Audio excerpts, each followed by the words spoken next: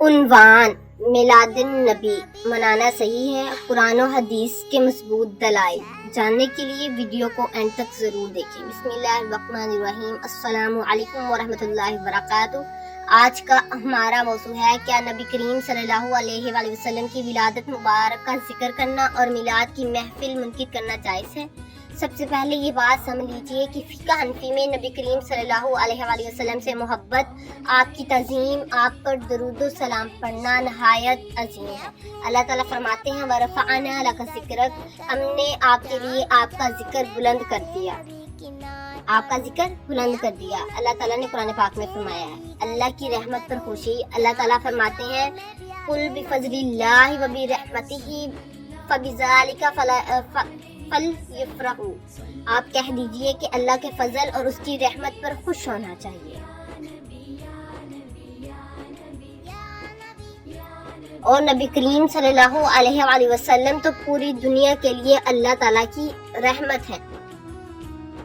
وَمَا أَرْسَلْنَاكَ إِلَّا رَحْمَةً لِلْعَالَمِينَ، نبی کریم صلی اللہ علیہ وآلہ وسلم کو ہم نے تمام جہانوں کے لیے رحمت بنا کر بھیجا۔ لہٰذا نبی کریم صلی اللہ علیہ وآلہ وسلم کی ولادت مبارک کا ذکر کرتے ہوئے اللہ کا شکر ادا کرنا، آپ پر درود و سلام پڑھنا محبت اور خوشی کے اظہار کا ایک ذریعہ ہو سکتا ہے۔ صحیح مسلم میں حضرت ابو قتادہ سے روایت ہے کہ نبی کریم صلی اللہ علیہ وآلہ وسلم سے پیر کے روزے کے بارے میں پوچھا گیا تو آپ نے فرمایا: ذاک یوم ولدت فیہ، یہ وہ دن ہے جس میں میری ولادت ہوئی، یعنی سوموار کا دن۔ اس حدیث سے معلوم ہوتا ہے کہ نبی کریم صلی اللہ علیہ وآلہ وسلم نے اپنی ولادت کے دن کی نسبت کو یاد فرمایا، اس دن عبادت کی۔ فقہ حنفی میں کسی عمل کا حکم صرف اس کے نام سے نہیں بلکہ اس میں شامل اعمال کے اعتبار سے بھی دیکھا جاتا ہے۔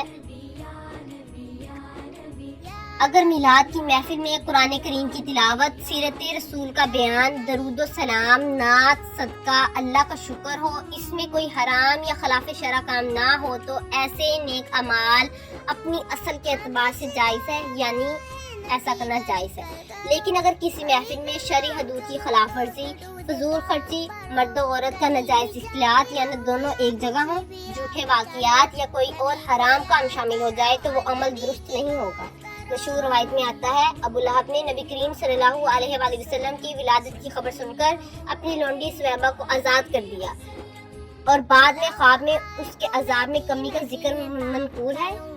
ایک اور اہم بات: جو مسلمان میلاد کی محفل نہیں مناتے، ہم انہیں برا اور بے دین یا اور گستاخ نہیں کہہ سکتے۔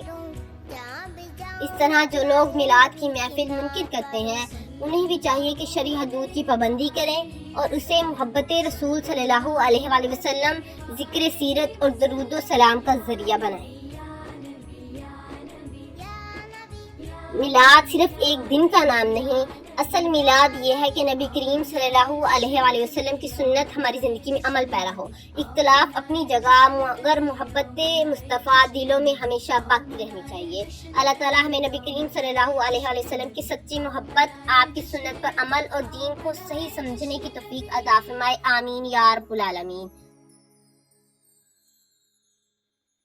اگر یہ بیان آپ کو پسند آئے تو لائک کریں، شیئر کریں اور مزید ایسے اسلامک بیانات کے لیے ہمارے چینل کو سبسکرائب کرنا نہ بھولیں۔ جزاک اللہ خیر۔